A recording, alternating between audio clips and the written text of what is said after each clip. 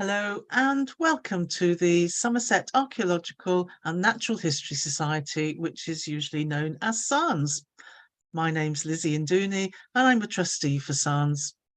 This evening we have Stephen Parker, who will be giving us a talk about the island of Steep Holm in the Bristol Channel. Stephen was born in Maidstone in 1958. He grew up in the Kent countryside and has always had a keen interest in natural history. Since the 1980s, he's worked in nature conservation and retired from his job for Natural England in 2021. However, plainly in high demand, he was immediately elected as chair of the Kenneth Allsop Memorial Trust. The Trust are the owners of the island of Steep Holm and are responsible for the management of this small nature reserve in the Bristol Channel. The island is visited in the spring and summer by visitors and volunteers. Most weeks of the year, when he's not on Steep Holm, Steve is recording locations of plants for the Botanical Society of Britain and Ireland. Today, Steve will take us on a trip round the island of Steep Holm. Just off Weston-super-Mare, the island is home to a range of uncommon wildflowers, slow worms, Muntjac deer, and hundreds of breeding gulls.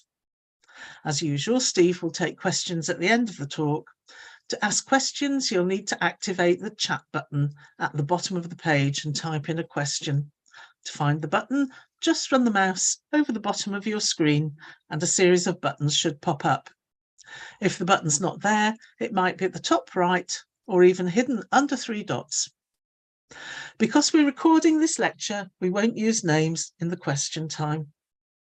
It's free to register for the talks, but a donation of £5 towards the ongoing costs of SANHS would be greatly appreciated. The donations button is on the SANHS website donations page. When donating, please label your donation Steep Holm. To make things easier, a link to the donations page will also be posted in the chat button at the end of the lecture. So, over to Steve. Good evening, everyone. It's a pleasure to be with you again on SANHS. And tonight, we're going to do something different. We're going to go on a trip. We're going to go on a trip to the island of Steep Holm.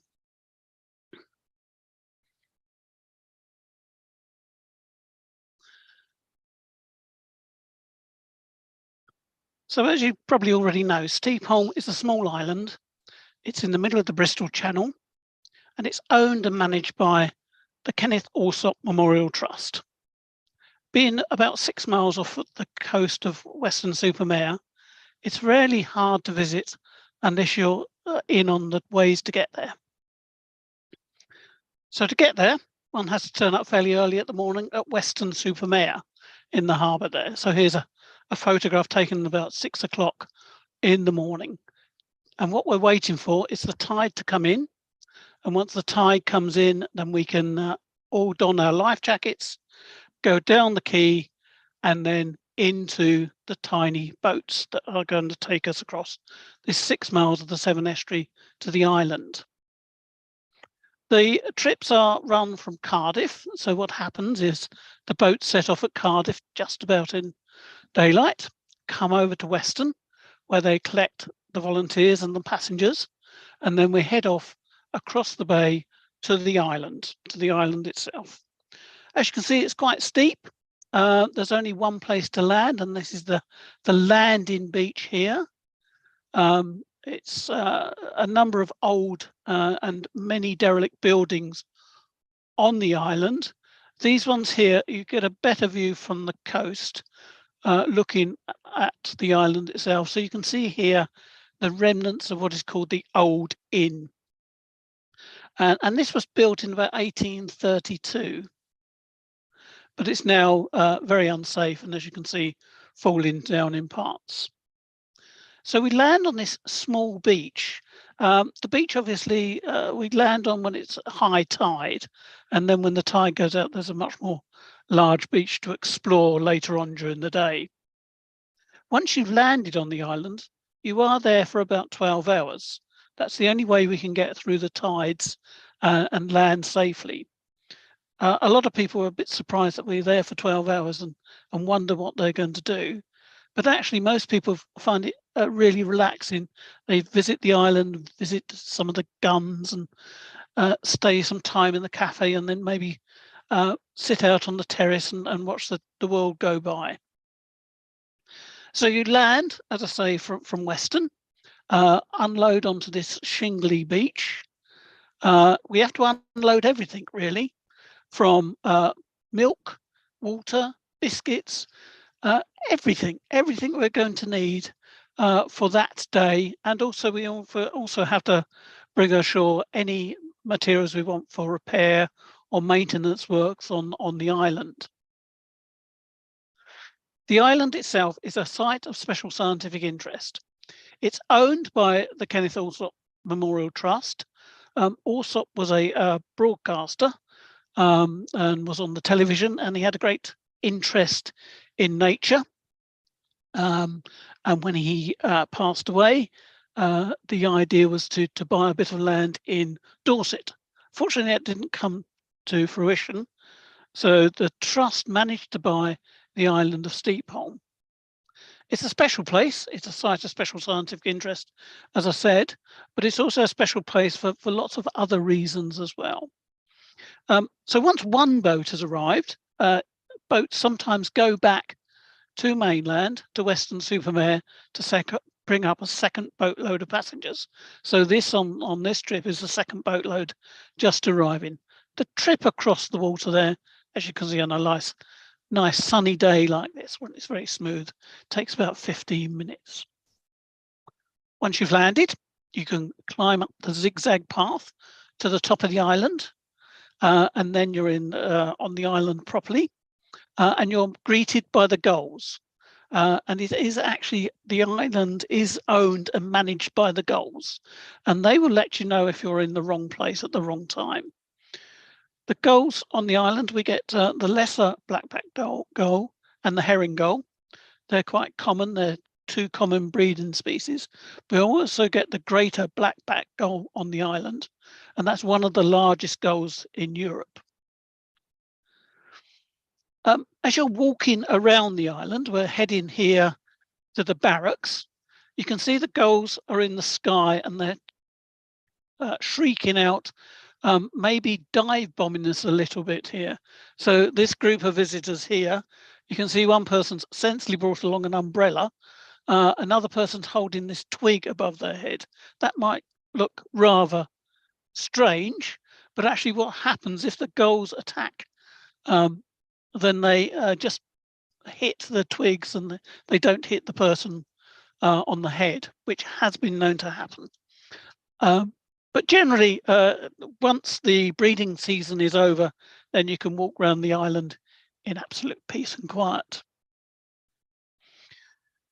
We try and keep restrictions to an absolute minimum on the island and allow people to make their own way around the island. It's mostly safe. Where there are hazards, these are clearly indicated. On a steep cliff, then we don't want people trying to climb down that cliff. But mostly, as I say, it's a very safe place to visit. Our sister island is the island of Flat Holm. This is about 3 or 4 miles away from Steep Holm. And the two islands make up the Holms. The word actually dates to a Viking name for the Holms, meaning an island in the river. Flat Holm here, you can see, has got a lighthouse and lives up to its name, where it's quite flat. Steep Holm has a path that runs all the way around the island, a sort of perimeter path. And you can see the vegetation is mainly made up of low scrub. There are in places trees. There's a little woodland of sycamore trees, but mostly it's low scrub, which is quite impenetrable. But that's what the gulls really love. They love to get under the scrub when they have their eggs and their nests. Making our way around the island from landing, we come to the barracks, which now acts as the visitor centre. This was built in 1867 and hosts the small museum we have, and the visitor centre, cafe, also other buildings like the building where we keep all our equipment. So this is looking at the barracks from the sea view. You can see we're always accompanied by the gulls along the top of the roof here. And this cannon, this is not one of the cannons that was put on the island for defensive purposes. This was landed here as an ornamental piece. It's a Georgian 24-pounder cannon, but mostly it's a gull stopping off point while they watch the visitors walk by. Inside, we have a visitor centre where they can provide tea, coffee, snacks, and in the afternoon you can enjoy a glass of beer or a glass of wine. You can also post a special postcard and stamp to any part of the world from our little post box here, and a lot of people like to do that. It's quite a big room, the barracks, so we can get about 30 to 40 people easily inside. And on this occasion, the warden, Chris Maslam here, is actually talking to the guests. So this is something that happens normally in the afternoon once people have had a look round and understood a little bit more about the island. This is the entrance to the little exhibition room. And as you can see here, it's got some people, some birds visiting. The birds do like to get inside the buildings, particularly with the young chicks. They tend to get away from the sun at this time, so hide in the buildings. And you never know what you're going to find, where you're going to find them. There is this rather good exhibition of artifacts that have been excavated from the island, and including things like this Celtic head here.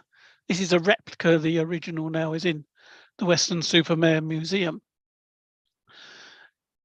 Occupation of the island dates back as far as the Mesolithic, right through to the current day.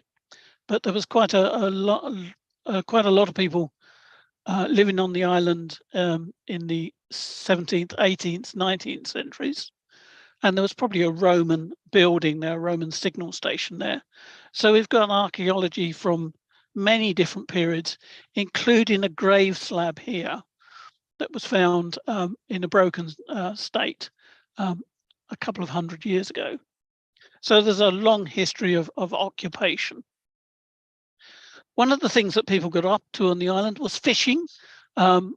Nets would be spread out along the open shore there, and the fish caught in the net. It was quite a respectable catch at one stage. So the exhibition tells you the story of the fishing, the story of the farming, and all sorts of other interesting artifacts and stories about the island itself. Nowadays, we manage it with a small group of volunteers. So this is something that the public don't normally see. Here we got sort of one of our workshops. From the visitor centre, from the barracks visitor centre, one can climb to the top of the hill, and the top of the island is at 256 feet.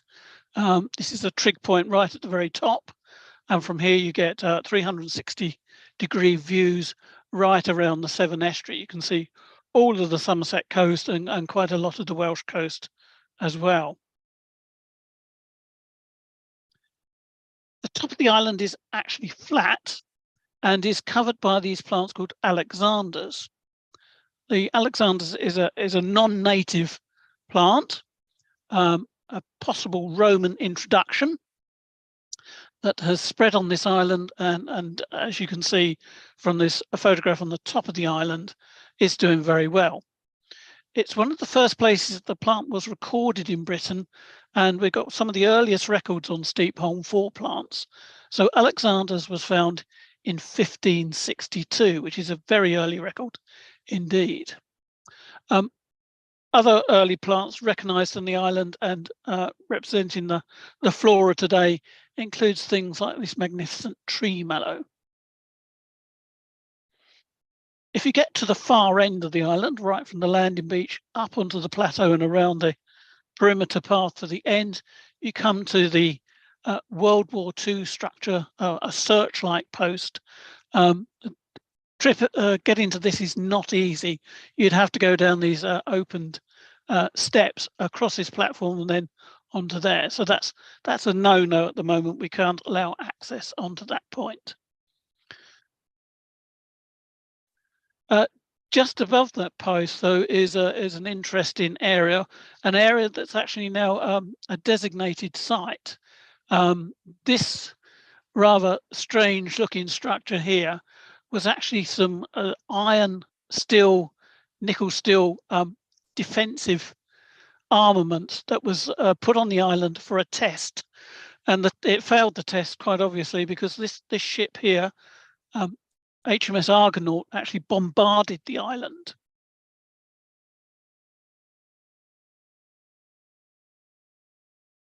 And you can see the effect of that was the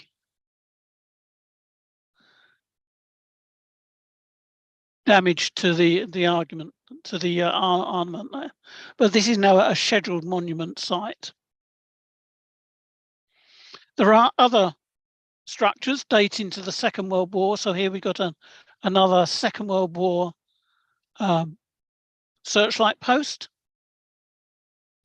But of more interest are these 7-ton guns.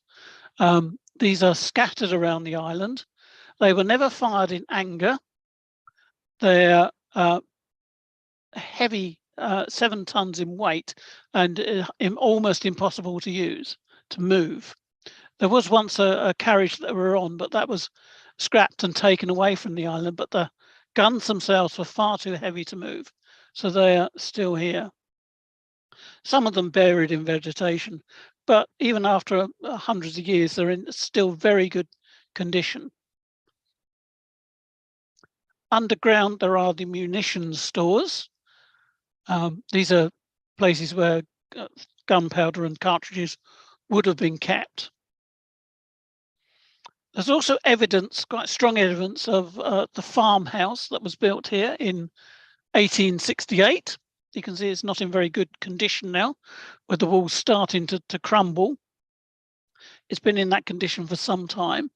But farming was carried out on the island for a number of years in the late Victorian period. They even brought cattle and sheep and goats on shore for farming purposes. And there are a few burials on site. So this is a memorial stone dating back to the year 2000. But during excavations, other bodies have been excavated from the site, dating back to the time that there was a priory on the island. By the time you've walked around the top of the island, had a cup of tea and got back to this point, you can see the tide has gone out, leaving this structure here, this shingle ridge that's sometimes called the gooseneck. If you get down to the beach at eye level, you can see it's made up of large boulders. The whole of the island, apart from the gooseneck, is steep-sided cliffs. Getting around is extremely difficult. Quite a number of very sharp rocks if you want to climb round. We certainly don't recommend people climbing round the island. It's far too dangerous to do that. There's quite a lot of exposed seashore when the tide is fully out. The Severn Estuary famously has the second highest tidal range in the world, and that's well demonstrated on Steep Holm. We are currently undertaking surveys of the marine life around the island. So these are just some of the marine creatures that have been photographed in the last year or so, but the work has only just started. So I expect we'll find quite a lot of new and interesting species for the island. We are running a project that's partly funded by SANHS to build up biological records. So this lovely photograph that was sent to me of lichens on the island just represents one small group that we are now investigating. It's easier to name and to understand the ecology of some of the flowering plants. So here we have the so-called stinking iris, or sometimes called roast beef plant. This is quite common, but a lot of people want to see the peony, the Steep Holm peony. This is not quite the same as your garden peony. It's been around quite a long time on the island, being first described there in 1803. It's not a native plant, it's a Mediterranean species. And nowadays, I'm afraid there are only 2 plants on the island, or 2 plants that we know of on the island. In the past, apparently, there was many more, a large colony of them. They are suffering a little bit now from something called peony wilt, which is a fungal disease affecting this rather wonderful plant. This is one of the very few places where this plant actually grows wild in the British Isles. The other plant on this slide here is the so-called wild leek, and this is a true native to the island and was first recorded here in 1586. It's a very tall, elegant plant. A lot of strange and rather mysterious plants are known to occur. Many of these are introductions. They're not native to the British Islands as such. So here we've got henbane, this plant here, which is extremely poisonous. And then we got strawberry tree, which we know was planted on the island. A reason that many of these plants survive is that there was a monastery here, a religious order here for some time, and they probably escaped from cultivation at that time. Plants including things like deadly nightshade, which do have some medicinal uses. The island is pretty poor in ferns, but one that makes itself very obvious is this little polypodium that grows on top of some of the walls. I mentioned before that we are trying to get a better understanding of the biology of the islands themselves. In the 1990s, the invertebrates of the Steep Holm Island was published by a chap called Tony Parsons, and that contained a lot of very detailed records of the invertebrates, the insects, spiders, mollusks that live on Steep Holm itself. And we have been working with botanists, zoologists, entomologists, and anyone interested in the natural history for about a year now. So here we've got 2 visiting entomologists. This is Dr. James McGill, as he's actually hoovering up for insects there. He's got a particular interest in small spiders and the like. So he's here on Steep Holm catching insects via sort of a hoover type machine. And here we got Bill Irwin, who's another Somerset entomologist creating records for the island. We've been encouraging people to visit, to record what they can see and what we can find. And in the future, we hope to publish a new list and a new natural history of Steep Holm. It's found so far quite a wide range of insects. So here we've got a yellow-legged mining bee, a rather strange-looking stiletto fly, this little weevil, a weevil on figwort here, and a wasp, a spiny mason wasp. And then another wasp here, which looks like it's one of those ones that is attacking other insects. And this definitely looks very like a wasp that feeds off of other insects. This is a harmless looking hoverfly that's just pretending to be a wasp. It's a wasp mimic. And these two lovely covered beetles here, these are sulfur beetles. In the underground storage, ammunition storage, we do have a colony, quite a large colony of these culvert spiders, which weave these large egg sacs. The spiders themselves are pretty big in their own right. But it is to the gulls and the birds that we must turn our attention to now. So breeding gulls, there used to be thousands on the island. They have declined somewhat through the years. We're hoping to have a better survey this year, working with the RSPB and others to understand fully how many breeding gulls we've got. But here you can see the eggs are laid in an open nest, and you can just see the young chick starting to make its way out there. And there's an empty egg, an egg that's been used, and that's what we get in the end of the little chick itself with the mother beside it there. And these cute little chicks soon grow up into the much bigger chicks, but at this stage they're very adorable little bundles of fluff. With so many on the island, unfortunately some are not going to make that, and it's not unusual to find a few casualties through the breeding season. Some of these caused by extreme temperatures at times, maybe predation, who knows, but not every one of them makes it, I'm afraid. We were worried that rats were present on Steep Holm.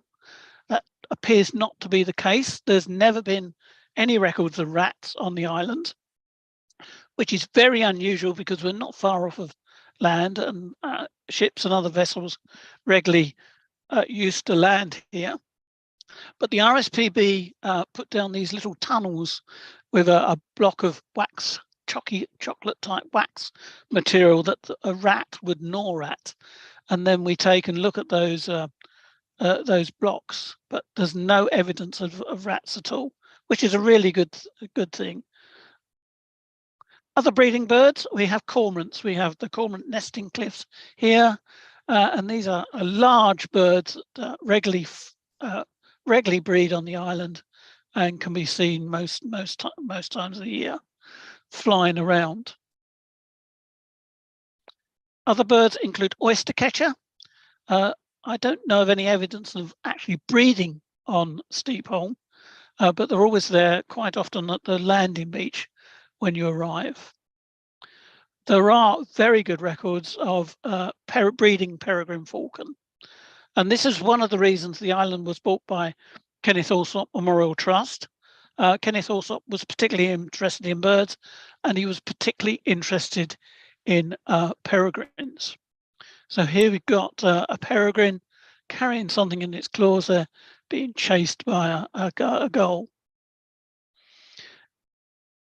A feature of the island that is quite uncommon are the legless lizards, the slow worms.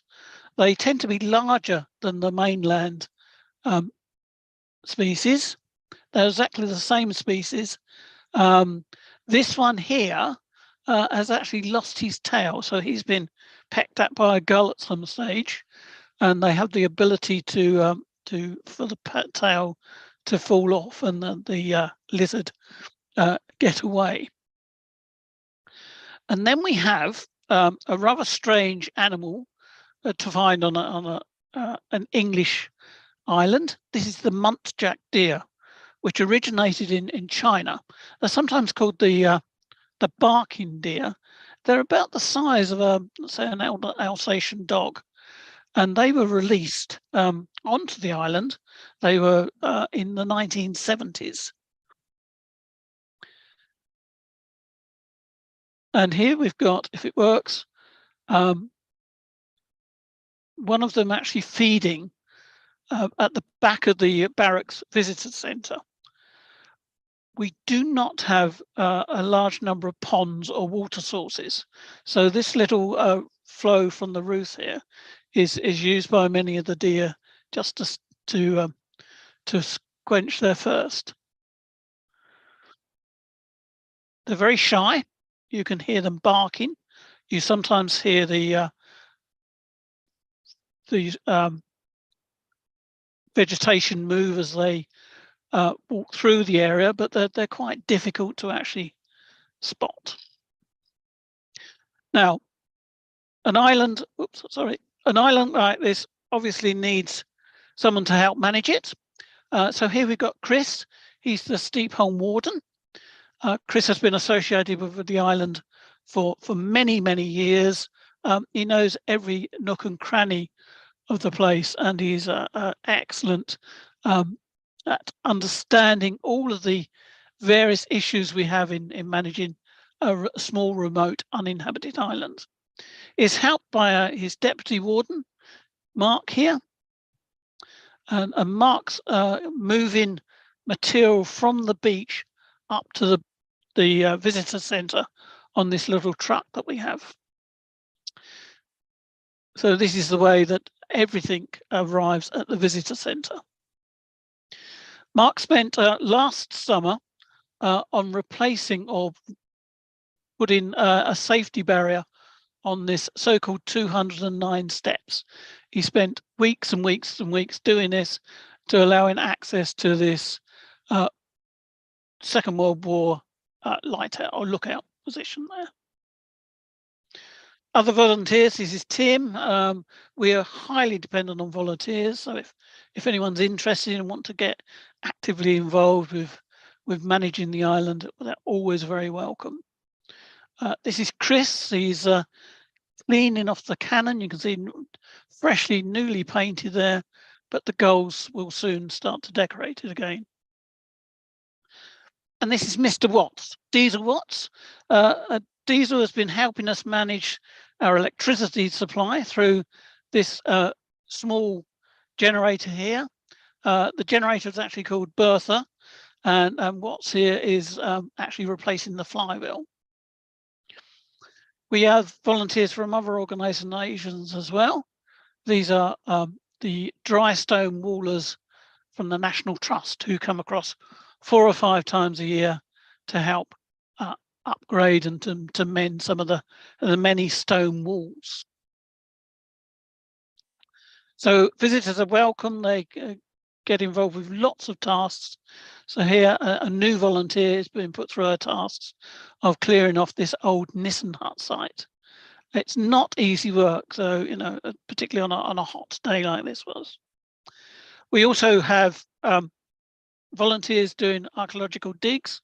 So here Maureen is just digging in a small trial pit here just to see what was at this particular point. So Mark Harris, our volunteer warden or deputy warden, is putting together a new display on the island. He's fitting out one of our underground munition stores with replica material to create another place for visitors to go and see. Our visitors always give us really good feedback. It's very unusual to get poor feedback. As I say, when you land on the island for 12 hours, you sometimes wonder what people will get up to, but they seem to have a really good time. And so the messages in this board are very typical of the things we get. People quite often see the island from the mainland, from Portishead or Weston, or even watch it, and they don't know they can visit, but they can, and when they do come, they have a really good time. Just as we're about to leave, it's not uncommon for a seal to pop its head up and say goodbye to us as we're about to leave the island. And then I'm going to just run through a little drone footage of the island. This was taken last year by visitors with full consent from Kenneth Allsop Memorial Trust to fly a drone over the island and see some of the features. So at this end here, you can see the area that's covered by the sycamore wood. and the path that goes around the perimeter. And here is the landing beach.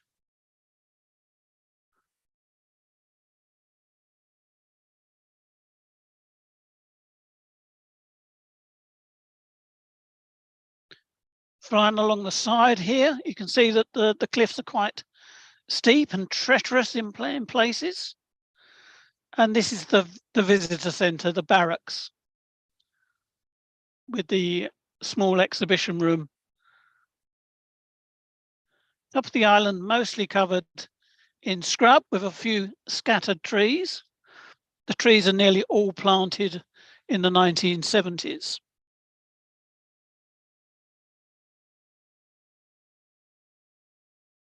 So most of the structures you can see are late Victorian structures. This is where the ship, the Ark, fired on the island to test the protective armament that failed.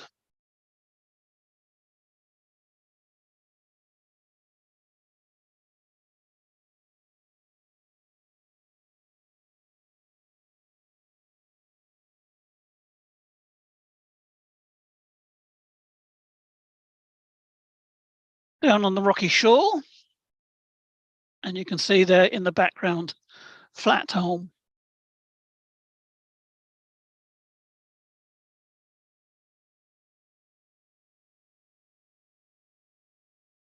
Access to the beach is only really possible at one location. There are a number of caves around the base of the island, but some of those are quite difficult to physically get to.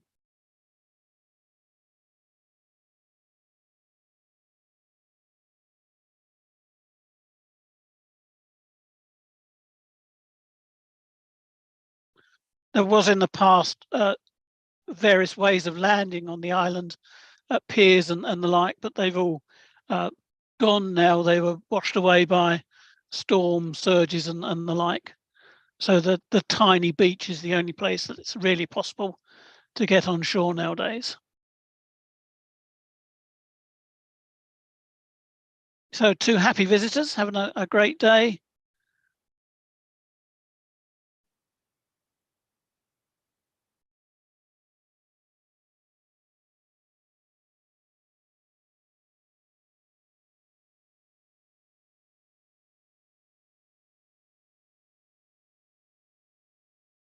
And the last view of the island.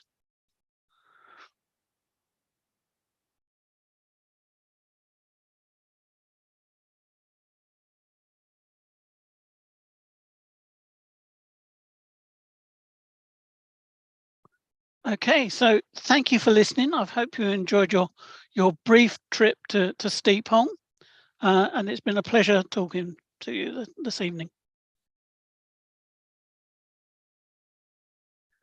Thank you, Steve. That was really, really good.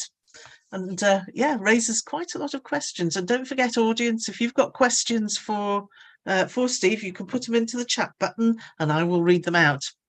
We've had a few questions come up already. Steve, what is the bird flu? How is that going on the island? Is it having an effect at the moment? Do you know? We don't know, but we've been in contact with the RSPB in the last couple of weeks, and they want to send some field workers out and do a bird count. Yes. There are quite a few casualties, bird casualties, normally. So it's quite difficult to separate them out from bird flu, but we will be sorting that out in the very near future. Yes, because it has been quite devastating in quite a lot of areas, hasn't it? Yeah. Yeah, absolutely, yes. Yeah, yeah. One of the questions I was interested in, how much do you know about the farming on the island? I was fascinated because it seems, how big is it? About 3 miles, maybe, if not smaller than that. No, it's much smaller than that. Oh. Yes, so that there's quite a detailed history of farming and occupation of the island. It's been occupied at various times, and the farmhouse has fallen into disrepair, as you see. But it did used to support a family who lived there, and there were grassy fields, and they grew potatoes and the like. So it's changed enormously Yes. through the years. I have thought of, could we get it back to a sort of a grazed habitat? But that seems almost impossible to do that now. Well, you'd I'm need afraid a large number of people living there almost full time, I would have thought, to it would. achieve We can only keep it as a wilderness sort of Yeah. place at the moment. Yeah, and interesting as such, really. Yeah. Yes, it's Um, like nowhere else in Somerset, I would say. yeah, absolutely. Yeah. Do you know how many muntjac deer you've got? The idea is that it's thought we have about 30 to 40 of them. The evidence for that is coming from a camera, one of these camera traps that was put down at one of the watering sites. And Chris Maslam, the warden, was able to recognise the faces to pick out about 30 to 40 individuals. You're That not was a going to few tag years them ago all. now. Mm. No, so they're very difficult to catch. But that's as far as our knowledge goes, I'm afraid. Interesting. And a question here, are there any conservation projects on the island open to groups of volunteers? Well, I assume that is yes, obviously. That's a very big yes. Yes, there's about 7 or 8 of us volunteering regularly. We're welcoming everyone to come along to do various things. So that there's volunteering in conservation work, traditional scrub bashing type things, archaeological digs, recording the history, researching history, those sorts of things. So lots of opportunities. And if you go to our website, you can understand a little bit more about Steep Holm and how it's run. What is the website? Can you tell everybody what the It's called website is? Steep Holm Online. Fantastic. And And I I'm think sure that's if you Google it, Steep Holm Online, you'll quickly come across that. hopefully somebody will pop it into the chat button as well. So, Steve, you mentioned something about an old inn and the old farmhouse and other dwellings. Yes. Do you know when the population was at its highest and what it was? Well, the occupation probably was at its highest when they were constructing the fort. So this was engineers who were constructing the fort. There would have been about 70 or 80 men stationed on the island then. There was a family that lived in the pub at the old inn, but as you can see now, that's fallen into disrepair. So the island history is quite well documented, and the archaeology is reasonably well known. And I understand there's going to be a geophys magnetometry survey partly this year as well. So we are trying to understand more about the island. We used to have a site called the Priory, but the archaeologists now think that building that they uncovered, that's going to be covered up again, is probably not a 11th, 12th century priory. It's possibly a Roman building. So the archaeology excavations are ongoing, although the next phase is backfilling trenches that have been opened in the past. Certainly a good place for a defensive structures, isn't it? Yeah. Yes, we're bringing down the islands in the river, in the estuary, and over on the Welsh side. Then that was a defensive barrier against enemy shipping coming up the Severn Estuary. Yeah, is the barracks built for defence against the French, Napoleon and? Yes, so it's a Palmerston Folly, which is so it's not Napoleon I, it's Napoleon III. When the French threatened a second time to invade. Yeah. Obviously, it never saw action. The guns have never been fired in anger. No, interesting.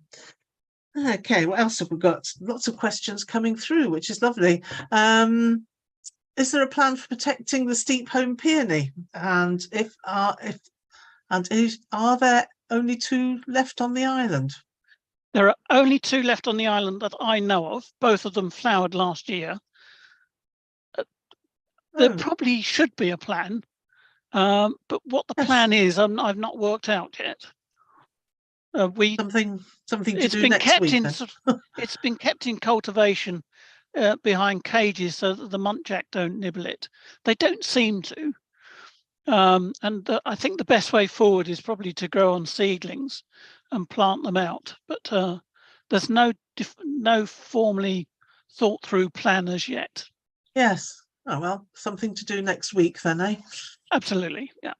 Do you know when the priory was established and when it went out of use? It was 12th century. No, sorry, I don't know when it went out of use. I'm not sure that's fully recorded. Yeah, brilliant. Oh yeah, those strawberry trees. Do they grow strawberries? Why is it called a strawberry tree? No, they don't. They grow a fruit that looks a little bit like a strawberry. They once were thought to be native in Southern Ireland and places like Portugal and the like. I think nowadays they're considered to be an ancient introduction to Ireland, but this one on Steep Holm itself was planted in 1975. It's just a curiosity that was planted there. Event, There were lots of random plantings and introductions, including hedgehogs at one stage that didn't do very well. For a long period of time, the island was actually a rabbit warren. So there's a very complex history of different people living there, earning their living in many different ways. Gosh, wow. Somebody says, can they take dogs there? No, no dogs, I'm afraid. No. Easy answered, isn't it? I think we're coming to the end. Oh, no, got one down here. Are there any small mammals, mice and voles? There are no other small mammals apart from the deer, and bats occasionally use some of the caves. Oh, there's very little evidence of bats using the caves. okay. As I say, there were hedgehogs were introduced, which is probably not a good thing because they would have eaten the seabirds' eggs. Yes. And there were rabbits once upon a time there, but most of those died out, I think, in the 1970s. So there's been a lot of strange introductions for various reasons, and the policy is now not to introduce or reintroduce anything, but just to let natural processes tends to cause havoc, doesn't it? Yeah. It does, yeah. Somebody would like to know if there's going to be any more archaeological digs? There's certainly going to be a magnetometry survey. We have an archaeologist working on the SANHS board, and we would like to do that, but it's not easy digging apparently. Very stony soil, and then lots of trees and lots of scrub in the way. So we have to be very careful about what we're going to do next. We do want to understand a bit more about the priory site, and we want to understand a lot more about the Roman signal station that was supposed to be there. How very exciting. It must be very difficult trying to organise an archaeological dig at such a difficult location. Management of the island is extremely difficult. I made light of getting over there in the little ribs, but sometimes if the weather conditions are not right, if it's too windy or too rough, then we frequently have to cancel trips, I'm afraid. Yeah. But just streaming the footpaths around in the Easter time can be very difficult. So I've run lots of nature reserves in the past, but this is by far the most difficult. Yeah. Because of various reasons.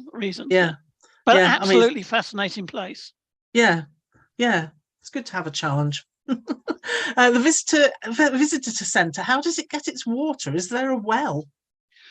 There is a underground. When they built the barracks, they built an underground storage system with various ways of filtering the water. You can imagine the water running off the roof gets a lot of input from the gulls. So we can't drink the water. We can take water across in little containers, plastic containers, and we do have a little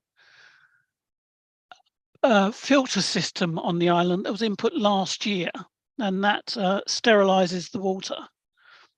But Wow. a lot of the water is actually taken across in small containers, and then run up the hill in that little funny little tractor thing we have.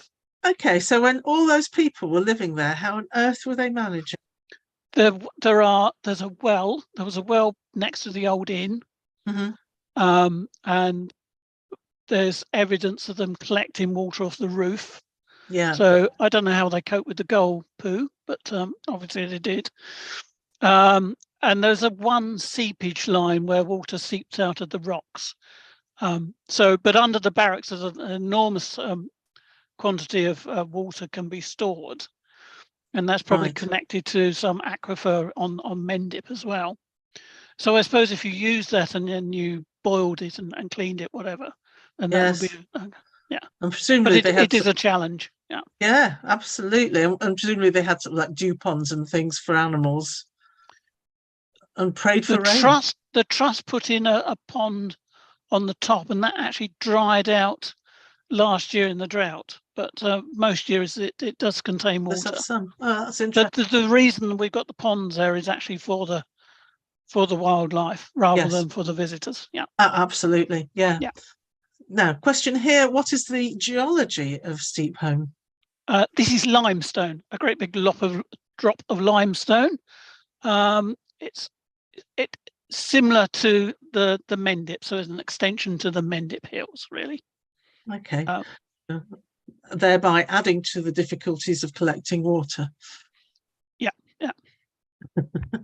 A message here. I was lucky enough to visit Flatholm a couple of times in the 1970s. On one occasion, the gulls were dive bombing us to protect their young, and we were really scared. When's the best time to go to Steep Holm to avoid the dive bombers? Okay, so the gulls do bomb you, and they will strike you on top of the head, and they will decorate you with their white splashes sometimes. So you can carry an umbrella, you can put a hat on, and that stops that. But the gulls tend to leave the island, or they do leave the island in July, mid-July, early August.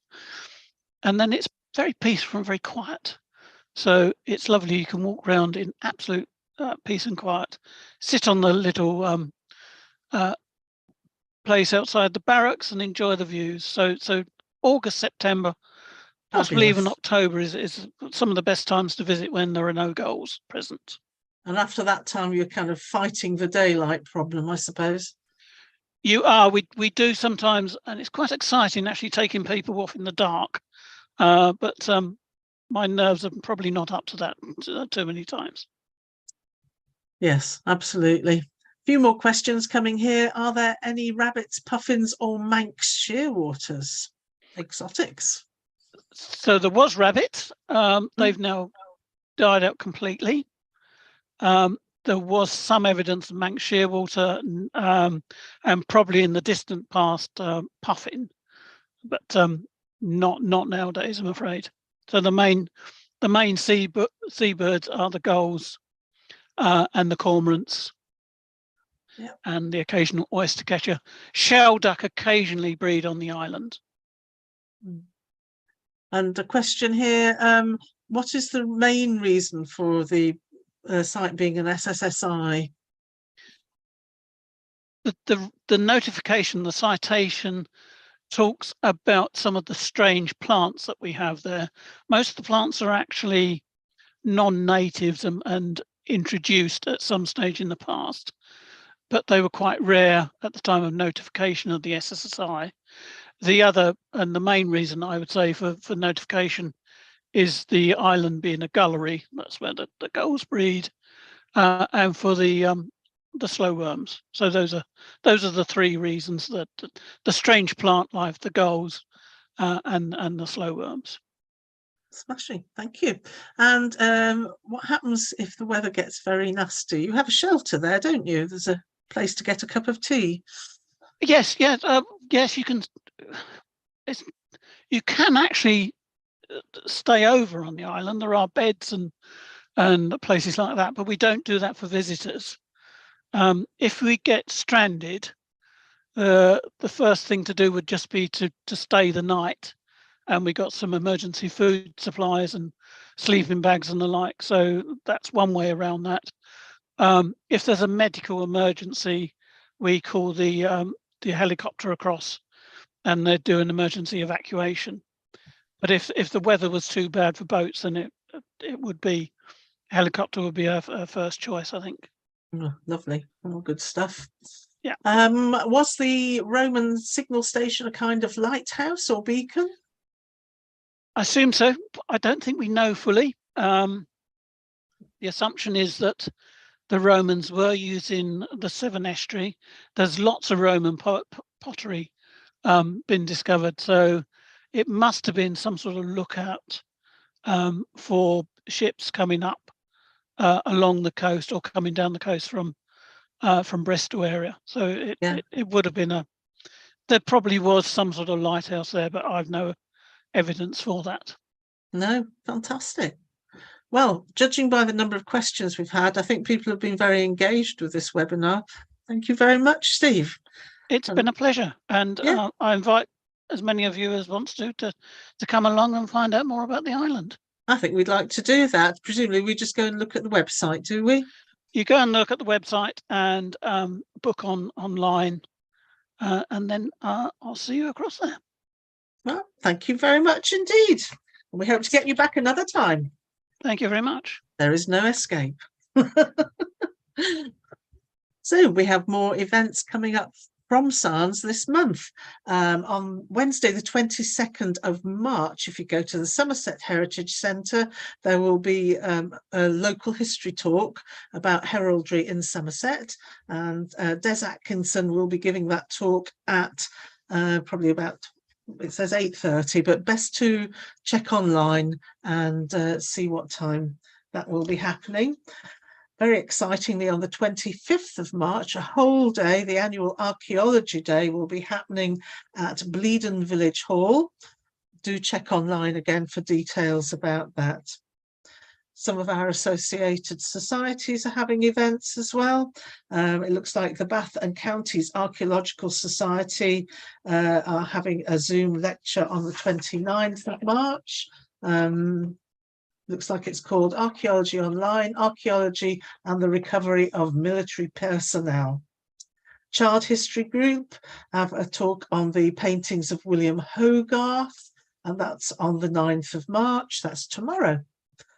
Harptree Historical Society on Wednesday the 29th of March, the Romans of Somerset.